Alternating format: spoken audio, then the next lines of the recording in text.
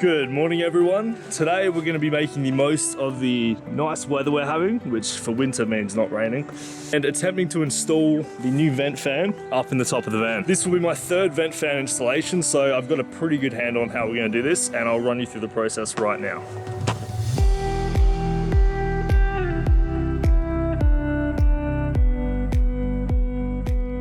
So the job that we're going to be undertaking today is probably one of the most intimidating parts of a first-time van build, which I assume is why you're here.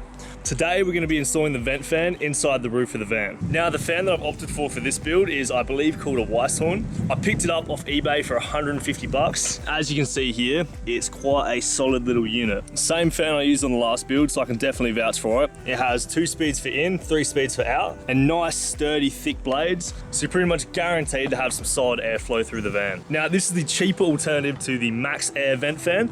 I've never had one personally. They look fantastic, but at this stage of my building career and factoring in my budget, I'm still super stoked with what this little unit provides for the price you get it for. So without any further ado, let me walk you through my process for installing a vent fan. First things first is location, location, location. So you have to decide where in your build the vent fan is going to serve you best. My suggestion is either at the very front or the very back of the van, in between the support ribs, where you have access to a full panel. Now the advantage of doing it at the front would mean that as you're cooking, you're going to have better moisture control and can get that steam out straight away. However, if you do it at the back, you're going to get the benefits of a nice cool breeze blowing over you in the area that you're going to be spending most of your time.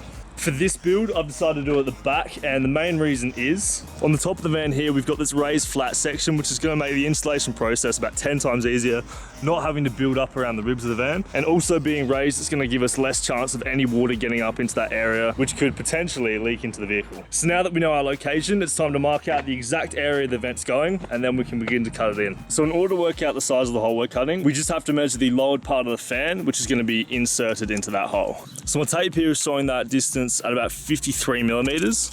Now, obviously, the tighter we get that hole, the less possibility of a leak that we have. But since we're building it up with butyl tape and sealing it over the top, I'm gonna make that hole 55 by 55 just to give us the best chance of doing it in one cut. So now we can go ahead and mark out that hole on the roof. I've now got the corner markings for my vent fan by first working out the center of this panel and then factoring in the vent fan from there. So I'm now gonna run the rest of my tape to draw on and then grab a level and rule some straight lines. So I've got clear markings to cut with my jigsaw. This is why you always measure twice before you cut anything. Somehow I got that line out of square, which meant that if we cut this hole, we would have had to adjust and have a massive gap, which leaves way more potential for water to get in. That's now fixed. I'm now confident with this template and I'm happy to cut this out. So my method for this is pretty simple. I'm just gonna drill a hole in all 4 of the corners, and that's gonna give me somewhere to stick my jigsaw blade in and then work to as I do the cut.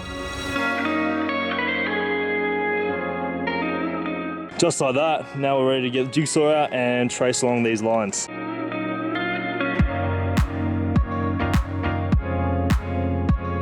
And there we go. This is what's known in the business as the point of no return. Here's hoping I know how to cut straight. So now at this point, I'm just gonna check that the vent fan fits inside the cavity. And if it does, we can go ahead and clean the area and start to build it up, ready to install. Oh, bang. That's absolutely perfect. So clearly I'm getting better as time goes on, because that has gone straight in. So now we can clean the area and get ready to install it properly. With the vent fan sitting nice and clean inside that hole, it's now time to take the tape off and give the area a little bit of a clean so we can begin building it up with butyl tape. It's also important at this stage to remove all the metal shavings off the top of the roof, because if it happens to rain, those metal shavings will cause rust. Now, in order to have a clean surface for the butyl tape to bond to, I'm just gonna be running over the area with some methylated spirits. All right, that should now be good enough for the butyl tape to bond. So the next step is to create a barrier of butyl tape around the hole to allow us to fix into. Now what this does is fills up any gaps that might come through between the vent fan and the panel. So when you screw down into it, it molds into the vent fan and prevents any water from getting underneath. The product I'm using for this is 1-on-1 heavy duty double-sided sealing tape, and funnily enough, it's the same product I use for my sound deadening. You can pick this up from Bunnings for around 20 bucks. It's super versatile. I used it in my last build and it works fantastic, so definitely recommend this. So because we've got a nice flat surface to drill down into, I'm only going to be running 2 layers of butyl tape around the outside just to seal that gap when we screw into it. Now, if you decide to install your vent fan up the front, you'd have to build up enough layers of the tape around these ribs so that when the vent fan goes in, there's no gaps for water to get into underneath the high spot. That is honestly one of the main reasons I chose to do this panel here. It's going to be a lot easier.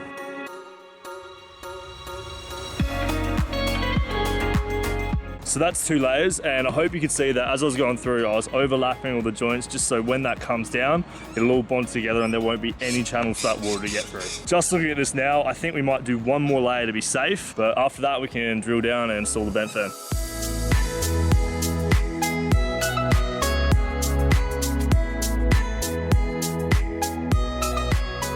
And that has gone in nice and snug. So to fix the fan down into the roof, we're just gonna be using self-taping screws directly into the panel.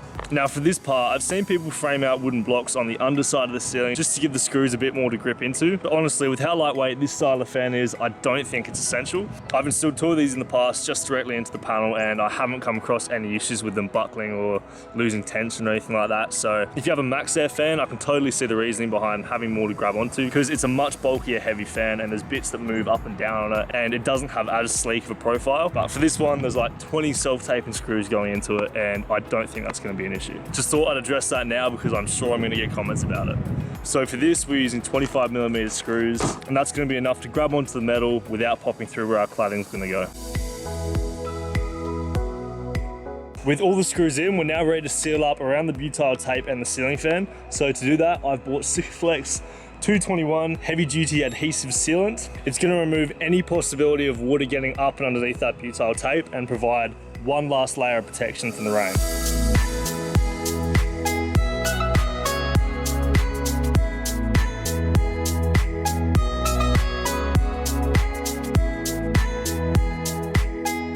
As the sun begins to set, we now have the vent fan fully installed in the roof. Now, until my 12-volt system arrives, that's as far as we'll be able to get today. Let me show you the inside. So up in the ceiling, the vent fan doubles as a nice little skylight. I think that's gonna be really nice to wake up to and let a little bit of natural light into the van. Now, the wiring to get that fan running is extremely simple, and I'm gonna include it in my 12-volt setup, which is coming soon. For now, I'll leave a link to my previous vent fan setup video in the description below, and you'll be able to see a little demo for how this thing goes once it's running. Once she's wired up, the only other thing to do for the fan is to put the little slip cover on, and that just slides straight up and screws into whatever paneling you have on the ceiling.